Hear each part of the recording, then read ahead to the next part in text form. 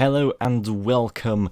MMS is back after a short summer break, and we're here in the Miyagi Prefecture in Japan for the Japanese Grand Prix on the famous, and I mean famous, Suzuka International Circuit, the 5.8 km circuit that has given Formula 1, I think, one of its most iconic moments. I mean, 89 with the two McLarens colliding, Senna getting disqualified, Prost winning the title, then Senna nearly murdering his title rival in 1990.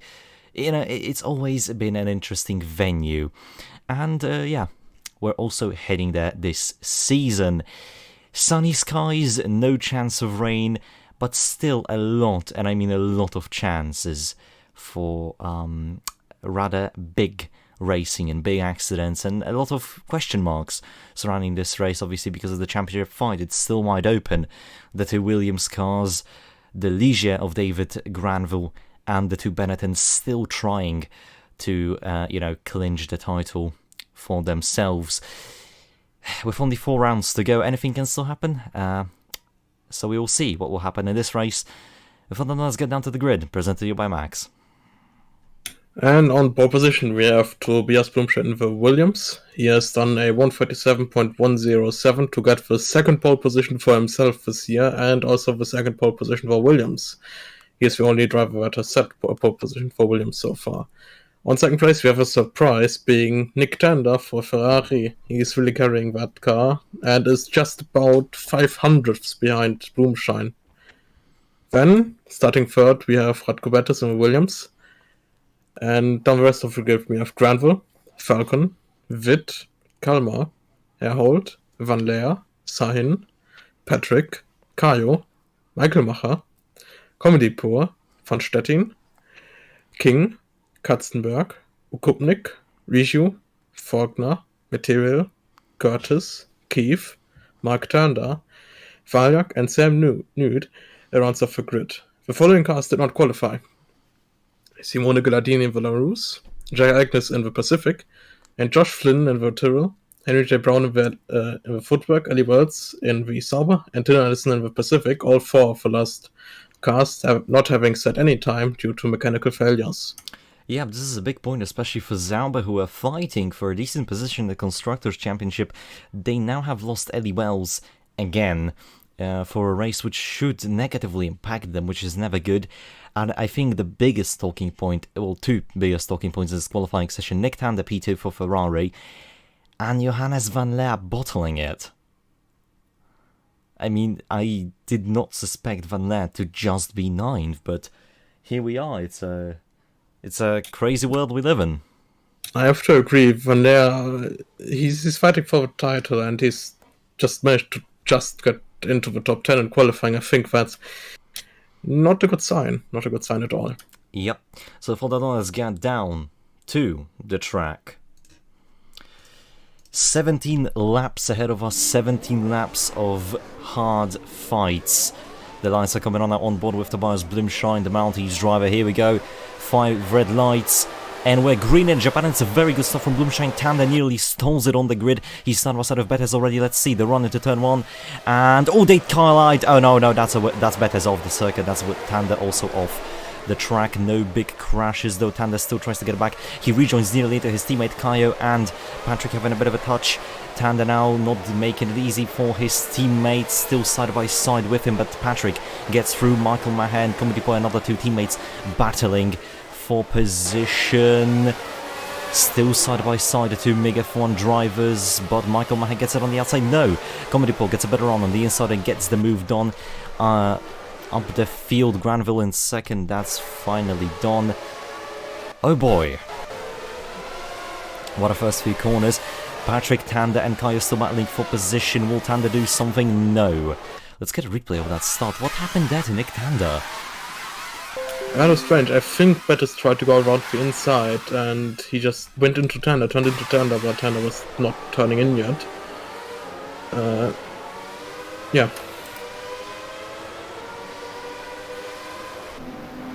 Oh, Tander locks up. There's that touch, I think, that also unsettles the car. Ooh. That's a giant lock up. Yep, and Tanner were almost spun back into the field, which could have seen a massive pile-up happening. Yeah. Could we see Better's perspective of that? Because that was quite a big shot. Yeah, Bettis is lucky to not have any visible damage at least. Dude, the car, where is he? I think I skipped him. Yep, there we go. Yep, there he is. It's a decent start from Bettis as well. Yep, and he tries to go around the outside, and no, he just turns in on him, it seems. Yep. Well, it's hard to judge because I think Bettis thought he had the gap, and Tanda here starts to lock up. But here, Tanda is basically on the apex. If he turned in any more, then he would have been on the grass. So I think that's on Bettis. Maybe the stewards want to take a look at that and say something about it. We will see. Oh, what happened to King? King tries to go for a move onto the two MiG cars here. Well, only overtakes von Stetten though, then loses the back end because of the accident ahead. He sees it, he tries to brake more, loses the back end, has a bit of a tap from von Stetten. And that just sends him into a pirouette, and yeah, he goes into the gravel. But he's going again. Yeah, so. He's fine. Let's see what happened to Mihail Valek, who was dropped to dead last. Oh, penultimate position really, whatever. He just got kind of mugged over by other cars. Yep. Crazy first few corners. Indeed, yes, and if that's anything to go by, then this race will be pretty crazy. Yep. Team radio, Tanda not happy with Ratko Betez. I mean, I don't blame him. I would also not be too happy on board now with Matthew Falcon still fighting for a seat in Benetton for next season. Yep, Falcon here right behind Granville. He seems to be catching up a little bit going through the straight. I mean, he's catching up a lot through 140R. Yeah, mind you. And he goes to the inside. Better car, similar engine. And yeah, that corner cut is allowed, that's because the track is scuffed. But yeah, he gets the moved on. Nearly through Wider von Van Leer, the Ferrari's still at battle. This might end bad for the Scuderia team. Material and Faulkner close to each other. No erratic maneuvers, King is already through. Into turn 1, Kalmar catching up to Granville, then we have Bettis Witt, Sahin and Herhold a bit pushed there, I think, Sahin, by Herhold to the outside of the circuit, and we have Van der Kayo, Tanda ahead of Patrick now, oh no, never mind! Oh dear. That's an explosion of an engine if I've ever seen one. And that's Nick Tanda out of the race. The man who started in P2 and got tangled up with Bettis. That might have been a bit of damage from that. Yeah, to be honest, he might have... Oh dear. He pushed off his teammate too. And his teammate is lucky to still be in the race. Yep. And then the engine just was boom. Padoom. Yeah. That is the world's most expensive grill, I would say. Yep, Ferrari always like to price their engines high. The Kiwi not having too much luck when it comes to that. On board with Vettel now, trying to push his way up through the field as he lost a few positions on the start, I think. Yep. Right behind Kalmar now. The McLaren of Kalmar also really highly positioned here.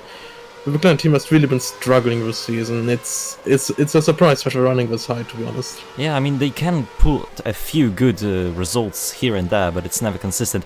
As now Kalmar sent a bit wide, Better's nearly losing the car there on the curbs, but holds it. Interesting to note, Tanda asked if the car is okay. The team told him that it is compromised, but he should drive it normally, so maybe there was some serious damage there. Now Kalmar trying to send it into 130 onto Bettis. That's not what you want to do. Come on, Attila.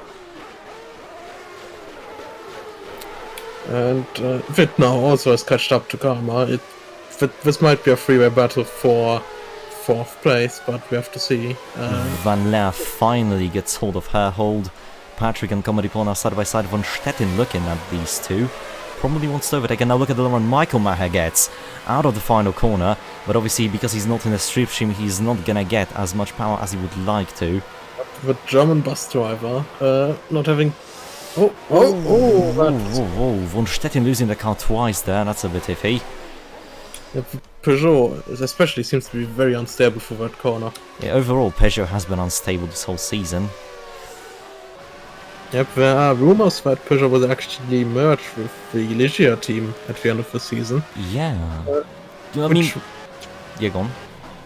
it might produce a very strong team, since the Peugeot engine is obviously not a very good engine.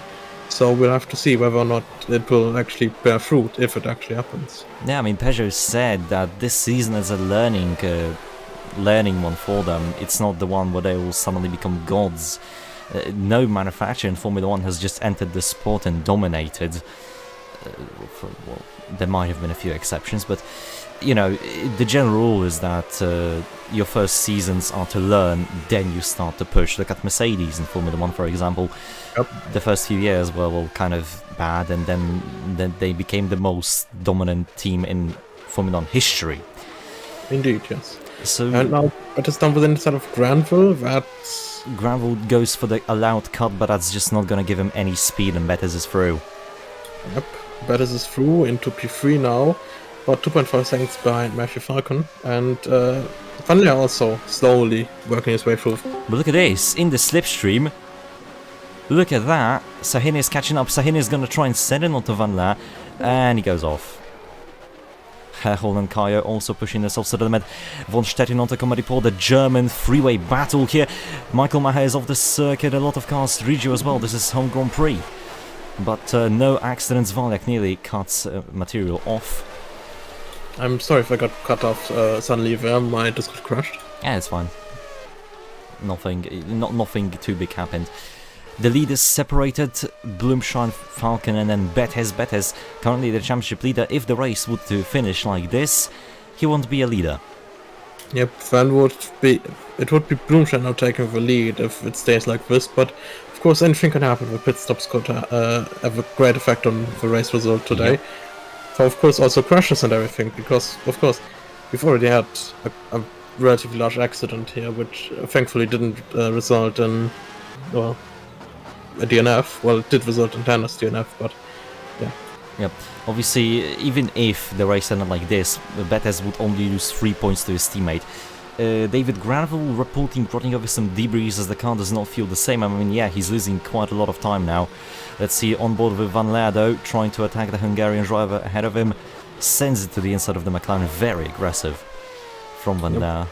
Very aggressive move from the Dutchman. He's going very quickly towards Witt now too. Maybe we will have a proper fight for the lead here between all the championship contenders, of course. Blumschein, Falcon, Bettis, and Granville, and also Van Leer. Yep. Now Herhol tries to go onto Kayo, but just cannot. He's not close enough. There's not enough power or something. Von Stettin trying to attack Michael Maher now. Gets a bit too deep. Ooh, Katzenberg. Oh, that was almost 90 degrees from Katzenberg. Yep. Kiefer Faulkner. Faulkner has passed his teammate, and then we have material followed by Nud and Valiak. The Tyrrell looks horrible on Suzuka. Yep, it's quite a bad car here, but of course it's Tyrrell. Tyrrell was a very dominant force in the 70s and 60s, well, mostly the 70s, and now they've dropped off a lot, of course. Yeah, those days are over, pretty much. Time will tell if Ken Tyrrell will get something out of his sleeve.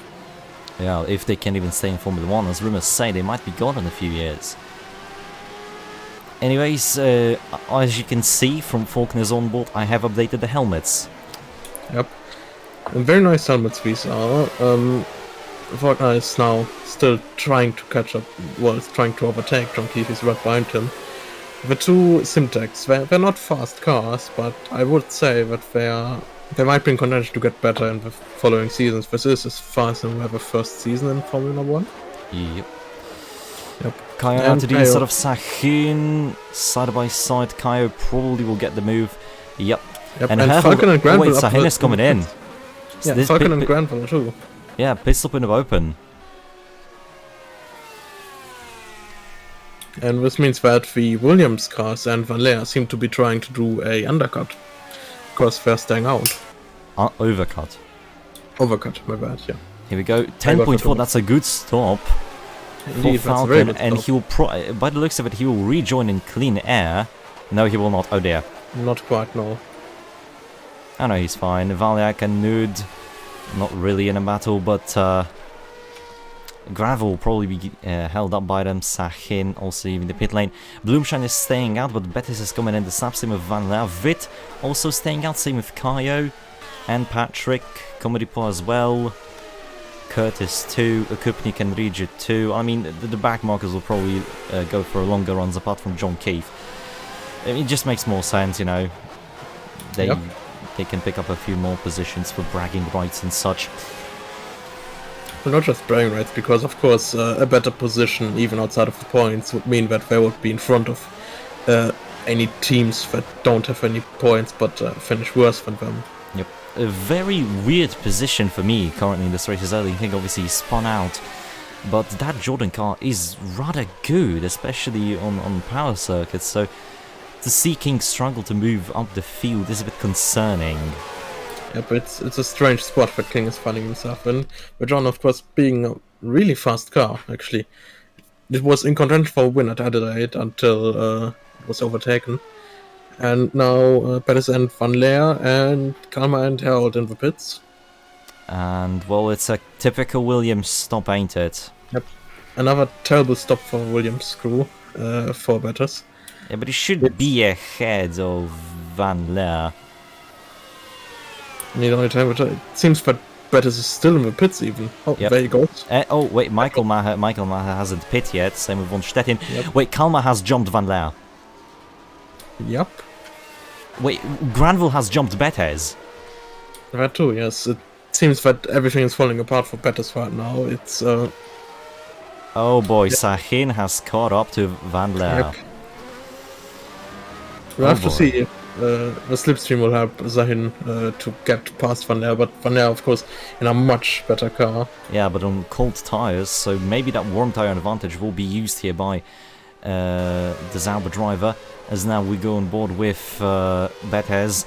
Granville caught up behind the LaRousse of Sam Nude, not the fastest car, if you can call it fast even.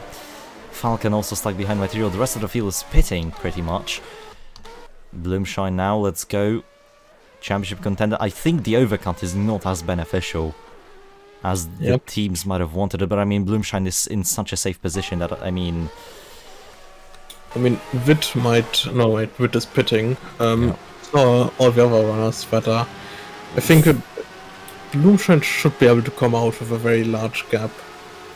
Also, Keith's stop was slow due to the team changing the visor on his helmet. Oh my god, Falcon. That was a bit mental. He just sent it onto Material onto 130R. That's just brutal. Max Albert von Stettin is out of the race, and it looks like a gearbox failure. Oh no!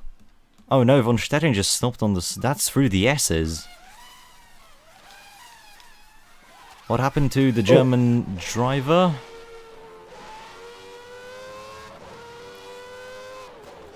Oh, his car just died on him. Yeah, that looks like the car just turned off on him. Yeah, but Bloomshine is in a comfortable lead, and we have Falcon. Witt. Did Witt just jump? Man. Witt just jumped Bettis, yep. Oh, Valjak also retired. Valjak is also retired. Where? Oh. Oh, that looks big. What has happened to Valjak here? He tries to come into the pits. He is in the pits. Nudon is... Oh, I think... Oh, gearbox failure. No, it looked big because the wall covered one of the tires. Nah. But yeah, Witt has officially jumped... Witt has jumped Bethes and his teammate. Yep, it seems to be a wonder today for Witt. He might be able to back a podium position if he keeps Bettis behind him. There's Katzenberg behind Okupnik. What has happened? Keith and Faulkner side by side. Keith gets it. Then we have Nude who's last. Yep, it's mayhem. It's mayhem, especially here for the battle for third. Yep, the two Ligiers can basically just play a tag team with Lone Williams here. And mind you, this will help Ligier to battle with Benetton. Yep. Because from what I remember, they're very close together. Yeah, definitely, I think they're within 10 points of actually catching up to Benetton, which would be a tragedy for Benetton if they managed to lose second place. Yeah, because Benetton pretty much started the season as one of the championship favourites, only to bottle it. bottle it, waited indeed, and bottled it hard. And you see here the power advantage of a better car, catching up right up to... Not power, rather just performance advantage, because the engine is the same, so... Well, I mean, lower drag. Yeah. Is what Oh, and there we go, Bettis to the inside of Vit. Vit made a mistake. And here we go, the Civil War of Ligier begins, but Vit now to the... No way. No way is he actually gonna send it. Oh my god. Oh my god.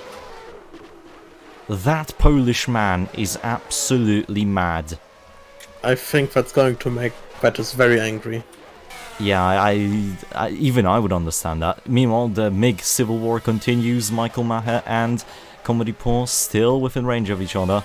Yep, both of them being also relatively close to the point, so if some kind of big crash happens for maybe Granville, Witt and Bettis... Yeah, mind you, if a safety car happens, this race... Whoa! If a safety car... Oh, speaking of a safety car, there's someone smoking away, and I think it's material. It is. The footwork, the Ford engine at the back of the footwork has given. So footwork will DNF from this race completely, as Henry J. Brown didn't even qualify. Yep, but that's also a disaster for footwork. Oh! Vit is off, Vit is out. I think he might have overcooked his brakes. Yep, Vit is out of his race, out of third place. That is... He was going for a podium that was pretty much said and done. What a turn of events for the Ligier team. And I think that move into turn 1 might have started the issue. Because he has no brakes on the car. Yeah, that looked like a very stereotypical brake failure. He's fortunate to not have done it in a corner like 130R. Or basically another corner. Because that could have been big in that case. Yeah, he could have done a Kamui Kobayashi. Yep. Well, no, I think he saved that one, but still. He could have been a big one. Granville close to Bettis, that's the thing. The Renault engine at the back of the Ligier is definitely helping them to stay relatively close to the cars like that. Meanwhile, Harry Herhold is also out, and that's another failure. That looks to also be either brake or suspension failure, but we have to see. He's very deep. Oh yeah, that's a brake. Yeah, that's a brake failure. That's also, he was in 10th place, he was fighting for points, so there we go. It's happened for MiG. MiG is in the points, yeah. The calamity you spoke of, Max, has just happened. And Van Laer is already catching up to those two. So yeah, as you said, we might see a battle between the championship guys. Sahin and Kama close to each other, not a move just yet. Patrick, then Kaio. Then the two MiG cars a bit separated, probably the team ordered them to kind of stop. Oh dear. What is going on? That's a double Peugeot DNF now. Yep. Disaster for... Oh! That's another brake failure. Yep. Wait, what is he doing? Oh, I think he didn't realize his brakes failed. Maybe. Now he's realized he was probably getting screamed at by his engineers to stop the car. Yeah. Meanwhile, material is still going, so on one lap we have lost how many cars? 4? 3? 4 cars, yeah. No, 3 cars. Yeah, 3, soon to be 4. And then Katzenberg the Minardi? Yep. Minardi? Yep. Yeah, Minardi Civil War happening. Yeah, think about Minardi and Katzenberg, right? So far Katzenberg has been the only Minardi to not score points, even when Minardi had to replace Jensen Booker. Yep. Yeah, that's the thing. Michael Maher closing in on Comedy Paw. Yep, and of course Michael Maher, the German bus driver that got put into the car after... ambulance driver, my bad. The German ambulance driver got put into the car after the massive crash for Rodney Raccoons, who is sadly out of the season for now. Yep. The team has said, yeah. Oh no. That's Sahin out of it. Sahin is out of the race. And I think anyone else would be happy about that. Yeah. And that puts both of the MiGs into points. Yep. Both of the MiGs are now in points. Well, this is seriously a race of attrition. Yep. And also, may I just add, Falcon is catching up to Blumschein. Yeah, I was about to say that. He is. So we might be seeing a late battle for the lead here. However, Bettis is not catching up at all, and Granville is also losing a little bit of time while Van Leer is catching up rapidly. Meanwhile, Mark Tander, a few laps ago, has reported some vibrations going through his car, but he seems to be handling the situation fine. Comedy Point and Michael Maher still close, the Minardi's still close as well. This race has been calm in the sense of racing, but it has not been calm in the sense of on-track drama. Indeed, and yeah, the Minardi's still fighting each other over pretty much the last, no, not the last position, but the second, yeah, for the 12th place. But I mean, considering how this race has so far looked, yeah, I'd say they're still fighting for points. Yeah, it could quickly push them into the points if something big happens at the front, for example. And now here's still Van Leer, still close to Granville. He's trying to keep it with him, but it seems that Granville just has a little bit more power on the straights. But saying that, he's now catching up in the slipstream, going through 130R now. Not yet, but now. Now, let's see the line, or the overspeed. Oh dear. A lot of curb beating there. And up inside. Yeah, that's an easy move on for Van Leer. Yep. But I don't think Granville will give him that one that easy. He's now in the slipstream, he can fight back. Indeed, Material has finally retired. Yep, Van Leer and Granville are also fighting over a position here. Granville run wide, yeah. Probably hit with dirty air. Yep, didn't quite stick it in, and Michael Macher is past Comedy Poor now, putting him up into P9. And he's pulling away a bit. Yep, the fight between the mix still heating up. Oh, he's going for it. Comedy Poor with the more aggressive line into turn 1 did not work. Yep, pretty much a repeat of what happened between Granville and Van Leer. Oh boy, the two Lotus cars and the two Simtek cars now battling for position. Let's see what John Keefe will do. To the inside. Oh my god, that was so tight.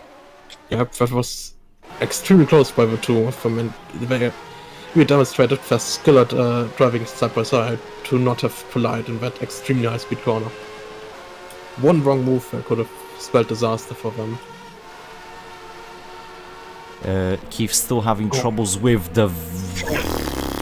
That is millimeters.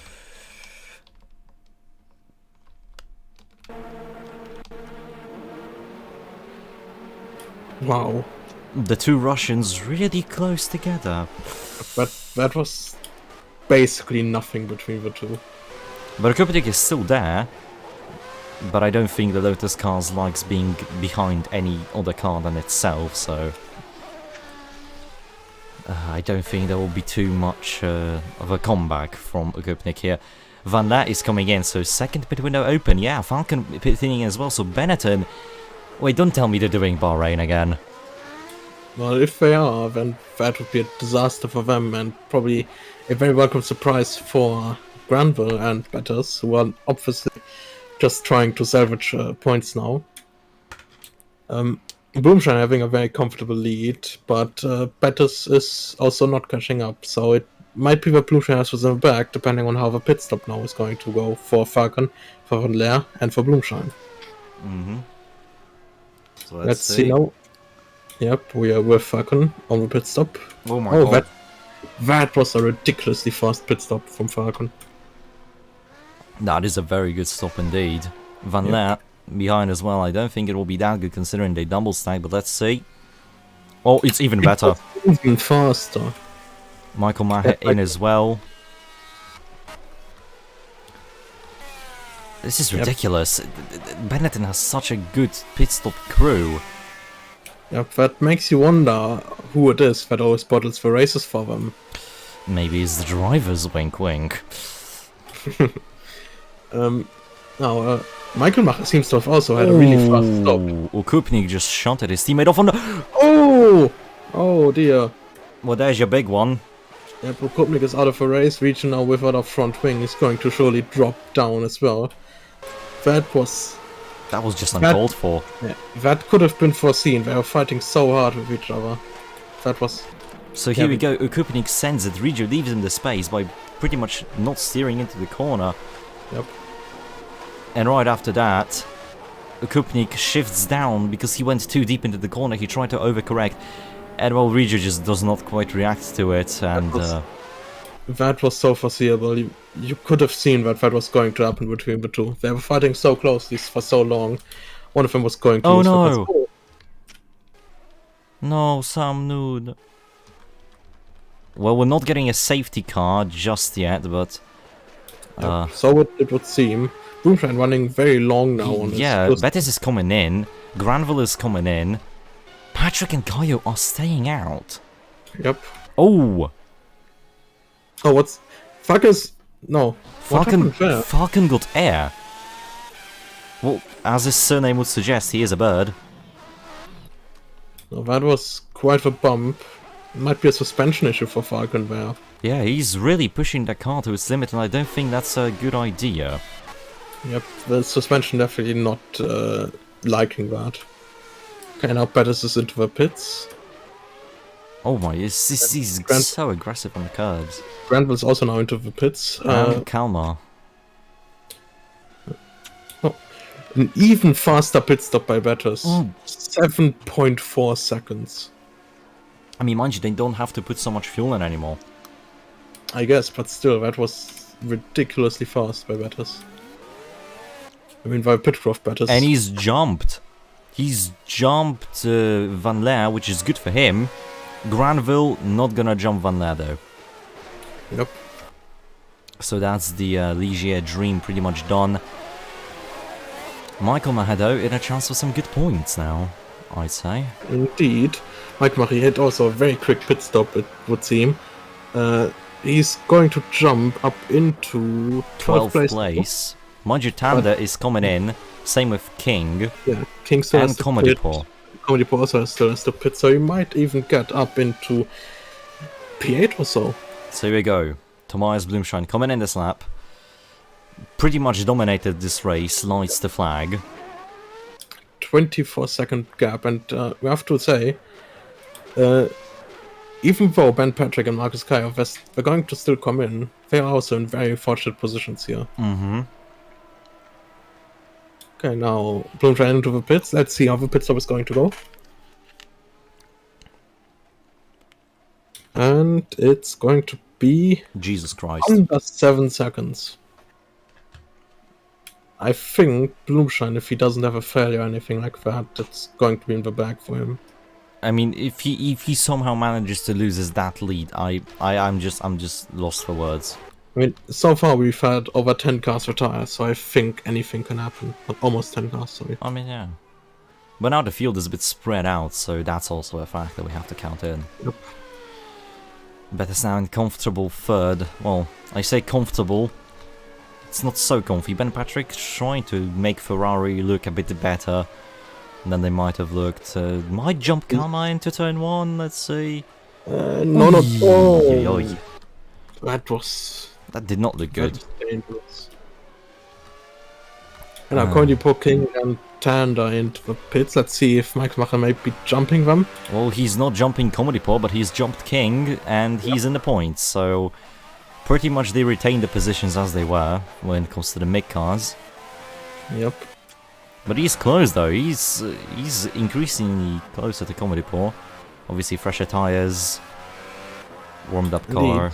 The battle in the midfield here meeting up, and of course Mick is a very new team, so they might actually...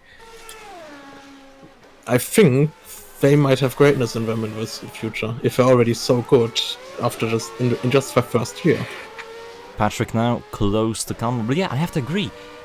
MiG is looking to be a very promising team, and you know, since they partnered up with a new engine manufacturer for Formula 1, Audi, who knows what the future, you know, has in the book for has in the books for them. Sorry.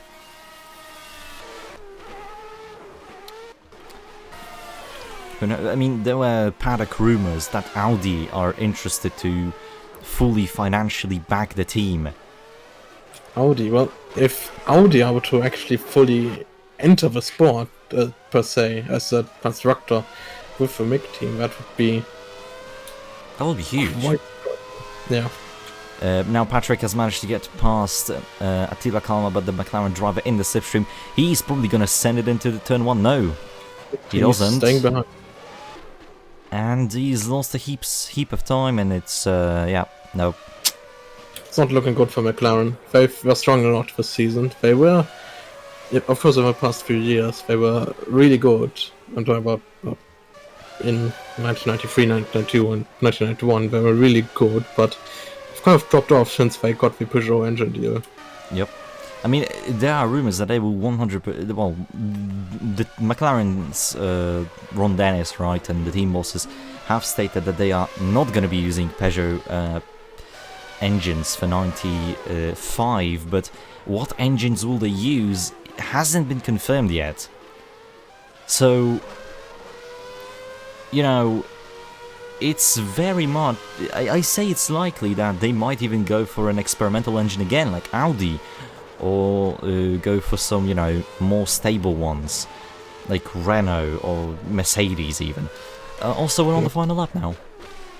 Yep, on the final lap now, and Blumstein has pretty much in the bag, unless he has some kind of failure. I don't see him. Oh, it's saying that he goes wide and almost spins out. Yeah, but he keeps it going, and he's just driving calmly. He's just driving. That's all he's doing right now. There's no one really to push him into a mistake. There's no one really to bother him. He's in clean air, and he can just, you know, celebrate this lap. Yep. Now Kayo downwind side, he was...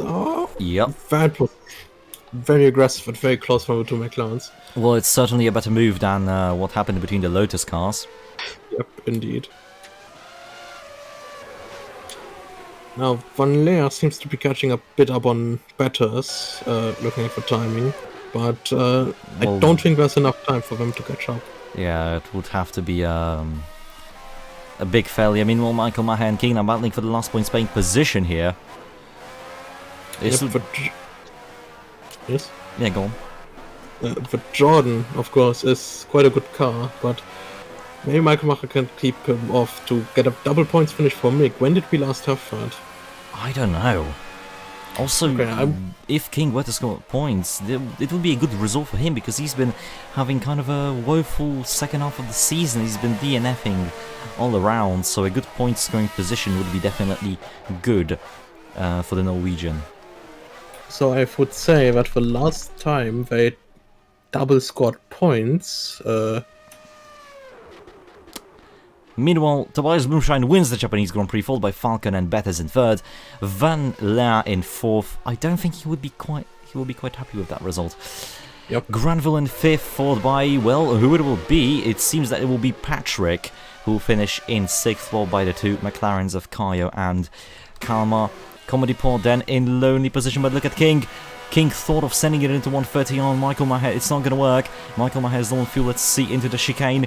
King goes for the move. That's a very late move. Michael Maher tries to defend, but he doesn't get the exit speed, and it will be King who will score the final pole Spain position. What a disappointment for Michael Maher, and what a surprise for Alan King. The man who was basically out of it after the first few laps. He's got back to points, and he's got as a P10 finish for Jordan. Yep, and then we have Tander followed by Katzenberg. I'm really surprised by Tander in this race. He pulled away from his teammate quite nicely. Then we have Keith, James Faulkner, and Shoji Riju. I mean, he finished his home Grand Prix. I have to give him that. That's a decent thing. He finished it, but finished in last. Still a relatively good result for Lotus, considering what happened between him and his teammate. Yep, and I don't think that will be a nice and calm talk in the Lotus briefing. Fastest up goes to Radko Betters, which means the championship gap between him and his teammate is now just 2 points in favour of Tobias Blumstein. So we are in quite for a ride in the next 3 races. Thank you so much for coming to this race. Next race, the Malaysian Grand Prix. Oh boy. Oh boy. Malaysia, known for tricky weather and rather interesting races. Obviously, everybody knows Sepang, so it will be interesting to see what comes of it. But yeah, be sure to be safe on the roads and wear your seatbelt. Don't drink and drive, hydrate yourself. And yeah, thank you so much for watching. That's it from me.